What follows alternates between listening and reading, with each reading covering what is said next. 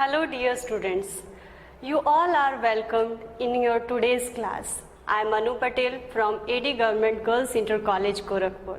Students, today we are going to read a very important topic which is the verb and also primary auxiliaries. Now tell me, how do you express yourself before others? And I am very sure that your answer would be with the help of words and sentences. And dear students, in the formation of sentences, these verbs play an important role. Today we will discuss different types of verb and primary auxiliaries. So let's move on towards our topic. Now students, please look at this picture. What are you seeing in this picture? What these boys are doing? And according to me, the first boy is laughing.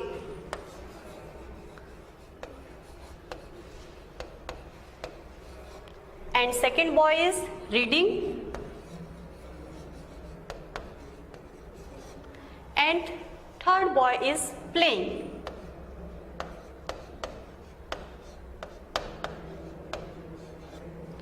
Now tell me, what do you call these words?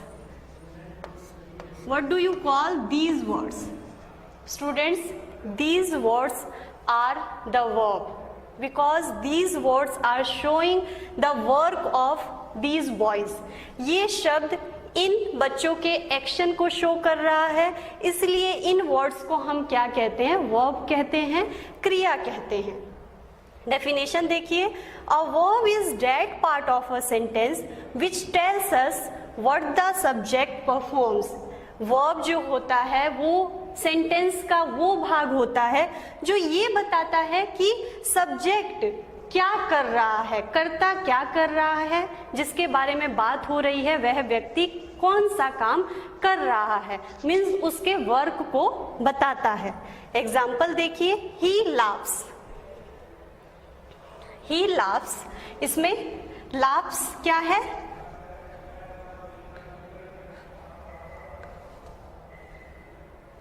इसमें laughs क्या है? एक action word है ये. He is writing in his notebook. He is writing in his notebook. इसमें action word क्या है? क्रिया क्या है? राइटिंग. क्या काम कर रहा है? राइटिंग का काम कर रहा है. That boy is playing in the playground. और यदि इस बॉय की बात करें तो इसका एक्शन क्या है? That boy is playing. ये क्या काम कर रहा है? प्ले करने का काम कर रहा है, खेलने का काम कर रहा है. सो इन सेंटेंसेस में हमारे वर्ब क्या है? laughs, writing and playing. Means verb क्या होते हैं? किसी भी सेंटेंस में वो वर्ड होते हैं जो सब्जेक्ट के द्वारा किए गए काम को दिखाते हैं. Now my dear students, types of verb. Verb कितने टाइप के होते हैं? वर्ब, एक्शन वर्ब जो कि दो तरह के होते हैं, transitive verb and intransitive verb. Then linking verb and auxiliary verb जो प्राइमरी ऑक्सिलियरीज और मॉडल ऑक्सिलियरीज होती हैं. चलिए इनको डिटेल में पढ़ा जाए. First is action verbs. Action verbs क्या होते हैं? Action verbs are typically single words that describe what a person or thing in a sentence does. जो कि ये डिस्क्राइब करते हैं कि किसी सेंटेंस में पर्सन या थिंग, पर्सन या थिंग का मतलब कि उस सेंटेंस का सब्जेक्ट, उस सेंटेंस का कर्ता क्या काम करता है. एक्शन वर्ड क्या डिफाइन करते हैं, क्या डिस्क्राइब करते हैं कि किसी भी सेंटेंस का कर्ता क्या काम करता है. जैसे एग्जाम्पल से समझे हम, सीमा कुक्स फूड. सीमा यहाँ क्या है? हमारा सब्जेक्ट है. हम एस से डिनोट कर देते हैं. सीमा सब्जेक्ट है और सीमा क्या काम कर रही है? कुक्स. क्या काम कर रही है? कुक्स, कुकिंग का काम कर रही है. तो ये हमारा वर्ब है. Again, Rita goes to market. अब इसमें आप फाइंड आउट करिए कि आपका सब्जेक्ट क्या है. यस, जिसके बारे में बात होती है वो हमारा सब्जेक्ट होता है. किसकी बात हो रही है? रीता की बात हो रही है, तो रीता हमारा सब्जेक्ट है. और वो क्या काम कर रही है? जाने का काम कर रही है, गोज का काम कर रही है. तो ये हमारा क्या है? वर्ब है, एक्शन वर्ब है. Rita goes to market. Again जैसा कि हमने पहले भी समझा था कि एक्शन वर्ब्स दो तरह के होते हैं, transitive and intransitive. Now transitive verb क्या होते हैं?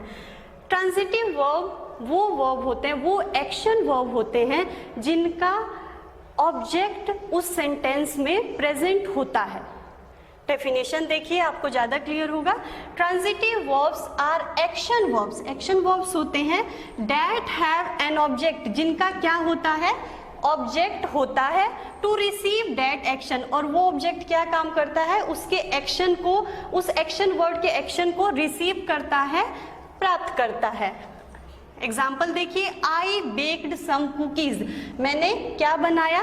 आई यहाँ क्या है? आपका सब्जेक्ट है। और मैंने क्या क्रिया की? बेक्ड, बेकिंग का काम किया। मीन्स बेक करना क्या हुआ? वर्ब है, वर्ब है आपका।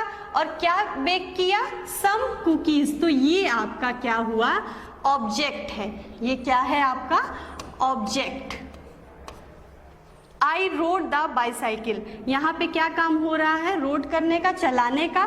चलाने का सीधा प्रभाव किस पे पड़ेगा? बाईसाइकिल पर। तो बाईसाइकिल क्या है? ऑब्जेक्ट है। क्रिया का प्रभाव पड़ता है ऑब्जेक्ट पर। I move the chair. आप क्या काम, यहाँ क्या काम हो रहा है? मूव करने का काम हो रहा है। मूव करने का काम हो रहा है। और मूव क्या हो रही है? चेयर मूव हो रही है। इसका इन्फ्लुएंस किस पे पड़ रहा है? द चेयर पे। इस एक्शन को कौन रिसीव कर रहा है? चेयर। तो चेयर क्या है? हमारा ऑब्जेक्ट है।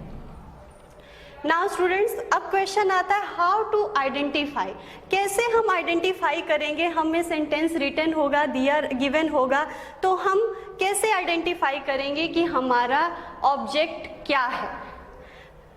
When we question to verb of what, the answer that we get is called object. जब भी हम verb से क्या क्वेश्चन करते हैं? what का क्वेश्चन करते हैं। what क्या होता है? एक क्वेश्चन वर्ड होता है। इस क्वेश्चन वर्ड को एक्शन वर्ब के साथ मिला के जब हम क्वेश्चन करते हैं तो जो आंसर हमको मिलता है वो आंसर ही हमारा क्या होता है? ऑब्जेक्ट होता है। जैसे यहाँ आप क्वेश्चन करके खुद देखिए, आई बेक्ड सम कुकीज। मैंने कुछ कुकीज बनाई। अब आपको क्या एक्शन वर्ड से क्या आपको प्रश्न करना है? व्हाट, क्या मैंने बनाया? तो आपको उत्तर में क्या मिलेगा? सम कुकीज। तो ये सम कुकीज आपका ऑब्जेक्ट है। यहाँ भी कुछ एग्जांपल्स हैं, देखिए। सीता कुक्स फूड। सीता फूड बनाती है। अब सीता यहाँ सब्जेक्ट है और आपका एक्शन वर्ड क्या है? कुक। ये आपका वर्ब है। अब हम वर्ब से क्या का प्रश्न करेंगे? सीता क्या बनाती है? तो हमें आंसर में क्या मिलेगा? फूड मिलेगा। और ये फूड ही हमारा क्या है? ऑब्जेक्ट है। Suresh Yeats mangoes. यहाँ सब्जेक्ट क्या है? सुरेश हमारा अगेन सब्जेक्ट है। और ईट क्या है? वर्ब है। तो हम क्वेश्चन करेंगे सुरेश क्या खाता है? तो हमें आंसर में क्या मिलेगा? मैंगोज। और ये मैंगोज ही हमारा क्या है? यहाँ भी ऑब्जेक्ट है। नाउ स्टूडेंट्स, अब जो एक ध्यान देने वाली बात है कि कई बार एक सेंटेंस में दो ऑब्जेक्ट होते हैं। अभी हमने जो पीछे पढ़ा वहाँ सिर्फ एक ऑब्जेक्ट था और आपने व्हाट का क्वेश्चन लगा के उस ऑब्जेक्ट को आइडेंटिफाई करना सीखा। और यदि सेंटेंस में दो ऑब्जेक्ट आते हैं उस समय कैसे आइडेंटिफाई किया जाता है और उन ऑब्जेक्ट्स को क्या कहा जाता है, चलिए देखते हैं। Some transitive verbs contains two objects. दो ऑब्जेक्ट्स होते हैं। In that case one object is called direct object. एक ऑब्जेक्ट क्या कहलाता है? डायरेक्ट ऑब्जेक्ट कहलाता है। And another is called indirect object. और दूसरा ऑब्जेक्ट इनडायरेक्ट ऑब्जेक्ट कहलाता है। अगेन सेम क्वेश्चन आता है कि कैसे हम आइडेंटिफाई करेंगे कि कौन सा डायरेक्ट ऑब्जेक्ट है और कौन सा इनडायरेक्ट ऑब्जेक्ट है। डायरेक्ट ऑब्जेक्ट आपको फाइंड करना हमने अभी बताया कि आप मेन वर्ब से क्या प्रश्न करेंगे? क्या का प्रश्न करेंगे, व्हाट का प्रश्न करेंगे। और जो आंसर आपको मिलेगा वो आंसर ही हमारा क्या होता है? डायरेक्ट ऑब्जेक्ट होता है। जैसे direct objects are the nouns और प्रोनाउंस रिसीविंग द एक्शन। वो नाउन और प्रोनाउन होते हैं जो एक्शन को रिसीव करते हैं। A direct object answers the question what. Example, again यहाँ एग्जाम्पल देखिए, Dev gave a pen to his sister. यहाँ देव हमारा क्या है, सब्जेक्ट है, गिव क्या है, वर्ब है, क्रिया है। अब हम यदि क्वेश्चन करें डायरेक्ट ऑब्जेक्ट पाने के लिए, क्या क्वेश्चन करना रहता है मेन वर्ब से, व्हाट देव गेव, देव ने क्या दिया, तो हमें आंसर क्या मिलेगा, अ पेन। तो ये अ पेन हमारा क्या हो जाएगा, डायरेक्ट ऑब्जेक्ट होगा। अब आता है इनडायरेक्ट ऑब्जेक्ट। इनडायरेक्ट ऑब्जेक्ट कैसे फाइंड आउट किया जाता है बच्चों, इनडायरेक्ट ऑब्जेक्ट जो होते हैं are the recipients of the direct objects.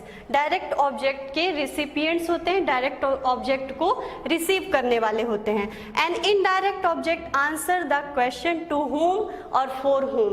इन्हें कैसे प्राप्त किया जाता है, इसमें एक्शन वर्ब से जब हम प्रश्न करते हैं टू whom और फॉर whom, तो जो आंसर हमको रिप्लाई में मिलता है वही आंसर हमारा क्या होता है, इनडायरेक्ट ऑब्जेक्ट होता है। जैसे ये एग्जांपल हमने लिया था, Dev gave a pen to his sister. अब हम इसी एग्जांपल में हम पूछेंगे to whom Dev gave a pen, किसको देव ने पेन दिया, तो हमें आंसर क्या मिलेगा, टू हिज सिस्टर।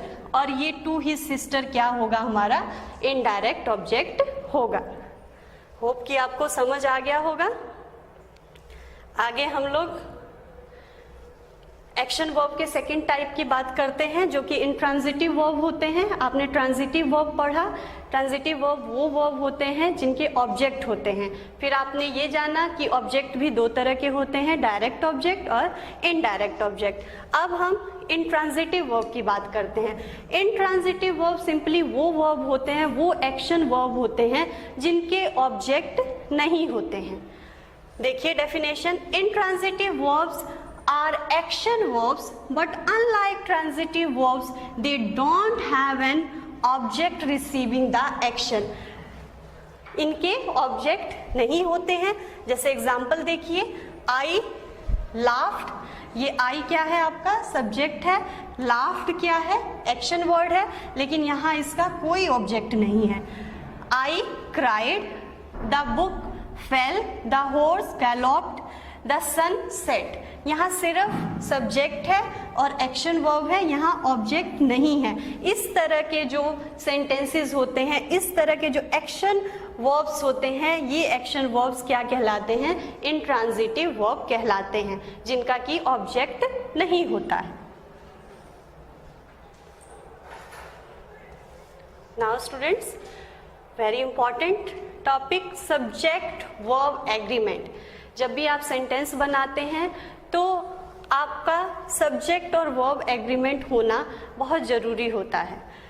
और क्या होता है सब्जेक्ट और वर्ब एग्रीमेंट, देखिए, subjects and verbs must agree with one another in number. Subject और वर्ब दोनों ही नंबर्स में इक्वल होने चाहिए, सेम होने चाहिए। यदि सिंगुलर है, यदि आपका सब्जेक्ट सिंगुलर है तो आपका वर्ब भी सिंगुलर होना चाहिए। यदि आपका सब्जेक्ट प्लूरल है तो आपका वर्ब भी प्लूरल होना चाहिए।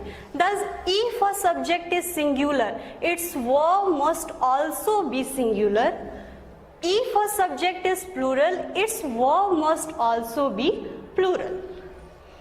All verbs remain in plural form. To make them singular, we use either s or es with them. ये बहुत इम्पॉर्टेंट है, आप सबको ये याद रखना है कि नाउन को आप सिंगुलर से प्लूरल कैसे बनाते हैं, उसमें एस या ईएस जोड़कर। लेकिन वर्ब के केस में उल्टा होता है, क्योंकि वर्ब की सभी फॉर्म्स जो कि हम लोग जनरली रीड करते हैं वो सब ऑलरेडी प्लूरल फॉर्म में रहती हैं, और उनको सिंगुलर बनाने के लिए उनके साथ एस या ईएस जोड़ा जाता है। और सब्जेक्ट वर्ब एग्रीमेंट यही कहता है कि यदि आपका सब्जेक्ट सिंगुलर है तो उसके साथ यूज होने वाला वर्ब भी आपका सिंगुलर ही होना चाहिए, और जो आपका सब्जेक्ट प्लूरल है तो वर्ब भी प्लूरल होना चाहिए। चलिए एक एग्जांपल से समझेंगे। Nouns add S to make them plural. Noun में हम लोग क्या ऐड करते हैं, एस ऐड करते हैं उसको प्लूरल बनाने के लिए, जबकि वर्ब्स के साथ क्या होता है, हम रिमूव एस, एस हटा देते हैं to make them plural. Example देखिए, जैसे हमने कहा यदि ये सिंगुलर है, ये आपका क्या है, सब्जेक्ट है, और ये आपका क्या है, वर्ब है, ये सिंगुलर है तो इसे भी सिंगुलर होना चाहिए। और क्योंकि वर्ब जो होते हैं, एक्शन वर्ब जो होते हैं, वो ऑलरेडी प्लूरल फॉर्म में होते हैं, हमने पढ़ा, और उनको सिंगुलर बनाने के लिए हम उनके साथ क्या ऐड करते हैं, एस या ईएस ऐड करते हैं। इसलिए हमने यहाँ क्या लिखा है, रन्स लिखा है, बॉय रन्स। और देखिए यदि हमारा सब्जेक्ट प्लूरल है, बॉयज है, तो हम ये प्लूरल है तो यहाँ भी प्लूरल यूज करेंगे, क्योंकि रन ऑलरेडी प्लूरल होता है, सारी वर्ब की फॉर्म प्लूरल होती हैं। और सिंगुलर कैसे बनती हैं, उनमें एस और ईएस ऐड करके। सो ये है सब्जेक्ट वर्ब एग्रीमेंट। जब भी आप सेंटेंस बनाते हैं तो इसका विशेष आपको ध्यान रखना है। नाउ स्टूडेंट्स, चलिए अब समझते हैं कि position of verb and object. जब सेंटेंस हम लिखते हैं तो उसमें वर्ब और ऑब्जेक्ट की क्या पोजीशन होती है। Transitive verb plus object, verb आता है सबसे पहले सब्जेक्ट, फिर आपकी वर्ब की फॉर्म आती है, फिर ऑब्जेक्ट यदि सिंगल ऑब्जेक्ट है। जैसे एक एग्जांपल देखिए, she writes a letter. She क्या है, आपका सब्जेक्ट है, देन आपका मेन वर्ब है, और अ लेटर क्या है, ऑब्जेक्ट है। और यदि आपको दो ऑब्जेक्ट दिए गए हैं, जैसा कि हम लोग पढ़े थे, एक ही सेंटेंस में दो ऑब्जेक्ट भी आ सकते हैं, तो एक ऑब्जेक्ट क्या होता है, डायरेक्ट ऑब्जेक्ट होता है, और एक इनडायरेक्ट ऑब्जेक्ट होता है। यदि इनडायरेक्ट ऑब्जेक्ट पहले आता है तब कैसे लिखा जाता है, transitive verb plus indirect object plus direct object. जैसे देखिए, I gave you a book. लेकिन यदि डायरेक्ट ऑब्जेक्ट पहले आ जाता है तो डायरेक्ट ऑब्जेक्ट को इनडायरेक्ट ऑब्जेक्ट से जोड़ने के लिए टू और फोर का यूज किया जाता है। इसमें क्या कैसे लिखा जाता है, transitive verb plus direct object plus to या फोर प्लस इनडायरेक्ट ऑब्जेक्ट। जैसे यहाँ एग्जांपल से समझिए, I gave a book to you. Now students, a transitive verb में कंटेन, ट्रांजिटिव वर्ब में अभी तक आपने पढ़ा कि क्या क्या हो सकता है, ऑब्जेक्ट हो सकता है, और ऑब्जेक्ट भी दो तरह के आपने पढ़े कि डायरेक्ट ऑब्जेक्ट और इनडायरेक्ट ऑब्जेक्ट कंटेन करता है। उसके साथ साथ कुछ और भी चीजें अकॉर्डिंग टू सेंस, सेंटेंस के सेंस को क्लियर करने के लिए कई बारी उसमें कॉम्प्लीमेंट, जेरंड, इन सब का भी यूज किया जाता है। देखिए, सिंगल ऑब्जेक्ट, जैसा कि हम लोगों ने पढ़ा, शी राइट्स अ लेटर, यहाँ आपका मेन वर्ब क्या है, राइट्स, और अ लेटर क्या है, सिंगल ऑब्जेक्ट है, जो कि इस मेन वर्ब की, इस एक्शन वर्ब की क्रिया को क्या कर रहा है, रिसीव कर रहा है। टू ऑब्जेक्ट्स, जब दो ऑब्जेक्ट होते हैं तो एक ऑब्जेक्ट हमारा डायरेक्ट होता है, दूसरा इनडायरेक्ट होता है। She writes a letter to Manish. Object and complement, object and complement, sentence के सेंस को कंप्लीट करने के लिए हम लोग कई बार कॉम्प्लीमेंट का भी यूज करते हैं। और कॉम्प्लीमेंट क्या होता है, कॉम्प्लीमेंट कोई नाउन हो सकता है, कोई एडजेक्टिव हो सकता है, जो कि ऑब्जेक्ट को डिस्क्राइब करता है। जैसे he called him a thief, ये अ थीफ किसको डिस्क्राइब कर रहा है, किसके बारे में है, हिम के बारे में, ऑब्जेक्ट के बारे में। और हम लोग इसका यूज, कॉम्प्लीमेंट का यूज किस लिए करते हैं, सेंटेंस के सेंस को कंप्लीट करने के लिए। इनफाइनाइट, इनफाइनाइट क्या होता है, जब वर्ब की फर्स्ट फॉर्म के साथ टू का यूज किया जाता है तो इस तरह की वर्ब क्या कहलाती हैं, इनफाइनाइट वर्ब कहलाती हैं। इनफाइनाइट वर्ब में कोई चेंजेस नहीं होता है, ना तो पर्सन के अकॉर्डिंग चेंज होता है, ना टेंस के अकॉर्डिंग चेंज होता है। इनका यूज सेंटेंसेस में सिर्फ सेंटेंस के सेंस को कंप्लीट करने के लिए किया जाता है। और जो इनसे जस्ट पहले एक्शन वर्ब यूज होता है उसको फाइनाइट वर्ब कहते हैं, और इनको इनफाइनाइट वर्ब कहते हैं। जैसे he wants to invite him. अब देखिए, जेरंड, जेरंड का भी यूज होता है एक्शन वर्ब के साथ, जैसे कि ही लाइक राइटिंग। अब जेरंड क्या होते हैं, जेरंड भी वर्ब की फर्स्ट फॉर्म के साथ आईएनजी का यूज किया जाता है जेरंड में, और ये एज अ नाउन रिएक्ट करते हैं। यहाँ पर ये किस तरह एक्ट करता है, एज अ नाउन एक्ट करता है, और ये भी सेंटेंस के सेंस को कंप्लीट करने के लिए यूज किया जाता है। फ्रेज का भी यूज किया जाता है। फ्रेज क्या होते हैं? ग्रुप ऑफ वर्ड्स होते हैं जो कि इंडिपेंडेंटली क्लियर मीनिंग नहीं देते हैं, लेकिन सेंटेंस के दूसरे पार्ट के साथ मिलके ये सेंटेंस को एक नया अर्थ प्रदान करते हैं, एक नया मीनिंग देते हैं। जैसे देखिए, you don't know how to answer his question, ये हमारा क्या है? फ्रेज है। क्लॉज का भी यूज करते हैं हम लोग मेन वर्ब के साथ, जैसे she doesn't know where I live. Clause क्या होता है?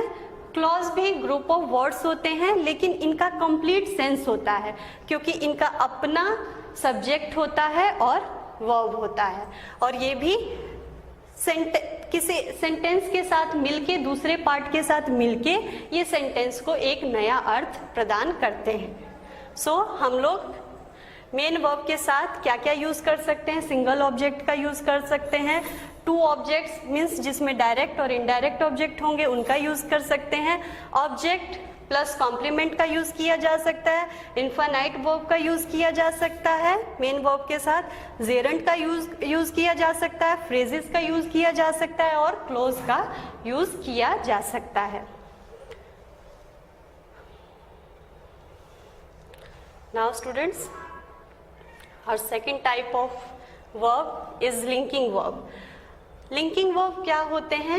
Linking verb वो verb होते हैं, वो verb की फॉर्म होती है जो सब्जेक्ट को उसके कॉम्प्लीमेंट से लिंक करते हैं। इनका अपना कोई इंडिपेंडेंट मीनिंग नहीं होता है, ये सिर्फ लिंकिंग का काम करते हैं, इसीलिए इनको लिंकिंग वर्ब कहा जाता है। डेफिनेशन देखिए, a linking verb connects the subject with the word that gives information about the subject. Linking verb subject को किससे कनेक्ट करता है? उस पार्ट, सेंटेंस के उस पार्ट से, उस वर्ड से कनेक्ट करता है जो वर्ड उस सब्जेक्ट के बारे में इंफॉर्मेशन दे रहा होता है, उसको डिस्क्राइब कर रहा होता है। They don't show any action, ये किसी तरह का एक्शन नहीं शो करते हैं। जैसे मेन वर्ब एक्शन शो कर रहे थे, जैसे हम लोग कह रहे थे कि लड़का हंस रहा है, खेल रहा है, लेकिन ये जो लिंकिंग वर्ब होते हैं ये कोई एक्शन शो नहीं करते हैं, ये जस्ट सब्जेक्ट को क्या करते हैं? उसके कॉम्प्लीमेंट से कनेक्ट करने का काम करते हैं, लिंक करने का काम करते हैं। जैसे यहाँ देखिए, mister Bohr is our teacher. Mister Bohr हमारा क्या है? सब्जेक्ट है, और इनके बारे में ये वर्ड, ये नाउन क्या इंफॉर्मेशन दे रहा है कि वो टीचर हैं, और इन दोनों पार्ट्स को कौन कनेक्ट कर रहा है? इज। तो इज हमारा क्या है? लिंकिंग वर्ब है। डैड डॉग लुक्स मिजरेबल, इसमें डैड डॉग क्या है?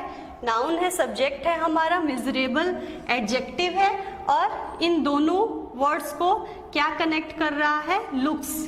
तो ये यहाँ हमारा क्या हो जाएगा? लिंकिंग वर्ब हो जाएगा। Now linking verbs can be replaced with similar verbs. कुछ वर्ब्स जो कि लिंकिंग वर्ब की तरह यूज होते हैं वो क्या हैं? बी की प्रेजेंट फॉर्म और पास्ट फॉर्म, जैसा कि आप लोग जानते हैं, am, are, be, been, being, is, was, were. कुछ सिमिलर वर्ब्स भी यूज होते हैं एज लिंकिंग वर्ब, जैसे appear, grow, seem, stay, become, look, smell, taste, feel, remain, sound, turn. So it was linking verb, and now students auxiliary verb. Auxiliary verb क्या होते हैं? And auxiliary verbs are also known as helping verbs. इनको helping verbs कहा जाता है। क्यों कहा जाता है? क्योंकि ये main verb की help करते हैं। लिंकिंग वर्ब और ऑक्सिलियरी वर्ब में यही डिफरेंस होता है कि लिंकिंग वर्ब इंडिपेंडेंटली यूज होते हैं, लेकिन ऑक्सिलियरी वर्ब हमेशा मेन वर्ब के साथ ही यूज होते हैं।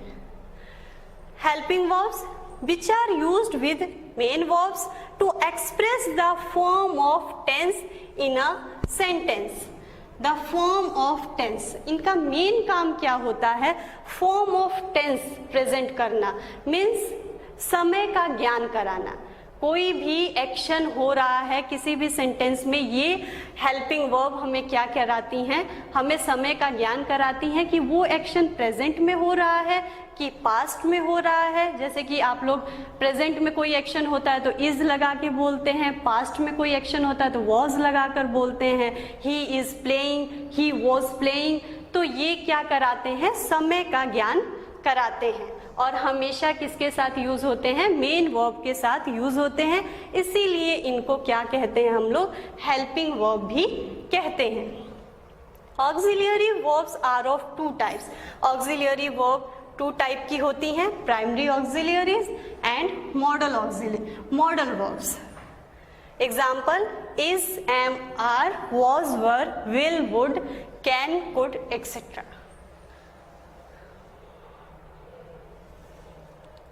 नाउ अब समझते हैं कि इन ऑक्सिलियरी वर्ब का क्या यूज होता है। बी की फॉर्म प्रेजेंट में क्या होती है? इज, एम, आर, पास्ट में वॉज, वर। इसका क्या यूज होता है? पहले हम ये देखते हैं। इनका पहला यूज होता है used in progressive sentences, continuous sentences में हम लोग यूज करते हैं। जैसे कि I am taking a bath, मैं बात कर रहा हूँ। आप कॉन्टिन्यूअस सेंटेंसेस जब बनाते हो, प्रेजेंट कॉन्टिन्यूअस, पास्ट कॉन्टिन्यूअस, तो आप किसका यूज करते हो? इज, एम, आर या वॉज, वर का यूज करते हो। This is first use. And second is used in passive sentences. Passive sentences बनाने में भी हम लोग यूज करते हैं। जैसे देखिए, Mohan gave me a mango. I was given a mango by Mohan, because here was second form of give, so we used here was. So, and was is a form of be, is a helping verb. So ये किस में use होते हैं? Passive sentences बनाने में use होते हैं। और जो एक ध्यान रखने वाली बात होती है वो ये है कि are is used for they and we. आर जो होता है वो प्लूरल पर्सन के साथ यूज होता है, जो कि क्या होते हैं? दे और we. And was is used for the past tense of am and is. Was कब यूज होता है? पास्ट में यूज होता है। वर भी कब यूज होता है? पास्ट में ही यूज होता है, लेकिन कैसे पर्सन के साथ? प्लूरल पर्सन के साथ यूज होता है।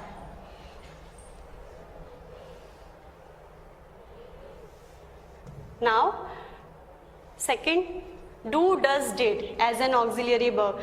तीन तरह की ऑक्सिलियरी वर्ब होती हैं, बी, डू एंड हैव। अब सेकेंड हम डू को एक्सप्लेन कर रहे हैं। डू, डज, डिड का क्या यूज होता है? Used in negative sentences. इनका जो मेन यूज होता है और जो मेनली रिक्वायरमेंट इनकी होती है वो नेगेटिव और इंट्रोगेटिव सेंटेंसेस बनाने में इनका यूज होता है। इनके बिना हम नेगेटिव और इंट्रोगेटिव सेंटेंसेस नहीं बना पाते हैं। Used in negative sentences, I don't know the truth, she doesn't agree with me. यदि आपका in case of singular subject, subject आपका सिंगुलर है तो क्या आता है? डजंट आता है। They didn't arrive here yet. In case of past, यदि पास्ट हो तो क्या आता है? डू, डज की जगह डिड हो जाता है। यूज्ड इन क्वेश्चंस, क्वेश्चंस बनाने में भी यूज होता है। Do you want to have another one? Did he finish his homework? यदि पास्ट रहे, पास्ट में आपको क्वेश्चन पुट करना है तो आप क्या यूज करते हो? डिड का यूज करते हो। फॉर एम्फेसिस, किसी बात को जोर देकर बोलने के लिए भी क्या यूज होता है? डिड का यूज होता है। He did look tired. Now have, has, had as an auxiliary verb, used in perfect sentences, present perfect, past perfect sentences बनाने में हम लोग यूज करते हैं। सभी perfect sentences में यूज होता है। जैसे देखिए, I have been following you for a mile, and ये किस तरह का सेंटेंस है? present perfect continuous सेंटेंस है। We have done a lot so far, ये present perfect है। and I had written a letter, past perfect. Means perfect sentences whether वो present perfect हो सकता है, पास्ट परफेक्ट हो सकता है। परफेक्ट सेंटेंसेस को बनाने के लिए हम लोग क्या यूज करते हैं? हैज, हैव का यूज, हैज, हैव, हैड का यूज करते हैं। और जो ध्यान देने वाली बात है वो ये है कि if subject is singular we use has, whereas if plural subject क्या है, प्लूरल है, तो have is used. Now students, modal verbs. Some other types of auxiliary verbs known as modal verbs or modal auxiliary verbs. कुछ auxiliary verbs को हम लोग क्या कहते हैं, modal verb या modal auxiliary verb कहते हैं. These combine with other verbs to express necessity, possibility,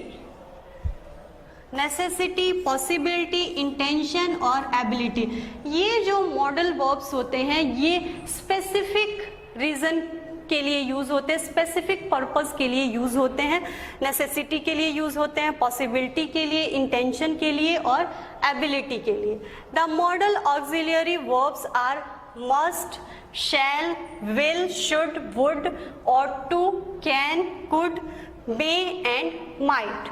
For example, you must finish your homework on time. ये भी किसके साथ आते हैं, मेन वर्ब के साथ आते हैं, लेकिन ये कुछ स्पेसिफिक अर्थ, स्पेसिफिक मीनिंग सेंटेंस को देते हैं. और मॉडल वर्ब्स के बारे में हम नेक्स्ट क्लास में रीड करेंगे. हम लोग इन सभी मॉडल वर्ब्स को डिटेल में रीड करेंगे. Now my dear students, this is homework for you. This is worksheet and you are to fill this, filling the blanks with the form of verbs which are given in these brackets. आपको इन forms को यहाँ भरना है और आपको, क्योंकि पढ़ाया जा चुका है कि प्राइमरी ऑक्सिलियरीज पढ़ाई गई, लिंकिंग वर्ब्स पढ़ाए गए, उनके बेसिस पर आपको ये होमवर्क करना है. And I am very sure that you will do this homework. And it was all about our today's class. Let's meet in our next class with a new topic of modal verbs.